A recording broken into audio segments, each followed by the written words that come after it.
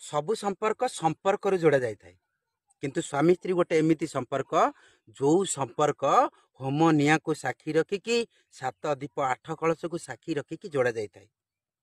ଜୀବନ ସାଥୀ କି ଜୀବନ ଯାକ ଖୁସିରେ ରଖିବି, କିନ୍ତୁ କଥା ସମ୍ପୂର୍ଣ୍ଣ ବିପରୀତ ହେଇଯାଉଛି ଆଜ୍ଞା।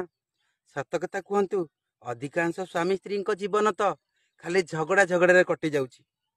ଯେତେବେଳେ ବୟସ ଅତିକ୍ରାନ୍ତ ହେଇଯାଉଛି ସେତେବେଳେ ସ୍ୱାମୀ ସ୍ତ୍ରୀ ବସିକି ଭାବୁଛନ୍ତି ମୋର ସେଇ ପୁରୁଣା ଦିନ ଗୁଡ଼ିକ ଫେରି ଆସନ୍ତା କି।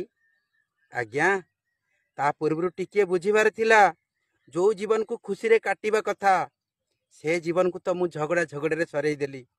ଏବେ ବୁଝିଲେ ଆଉ ସେ ଦିନ ଫେରିବ? ଯୋଉମାନେ ଆଜ୍ଞା ଏମିତି କରୁଛନ୍ତି, ଏ ଭିଡ଼ିଓ ମାଧ୍ୟମରେ ମୁଁ ସେମାନଙ୍କୁ ଗୋଟିଏ କଥା କହିବି, ବୁଝାବଣାରେ ନିଜର ସମ୍ପର୍କକୁ ଖୁସିରେ କାଟନ୍ତୁ।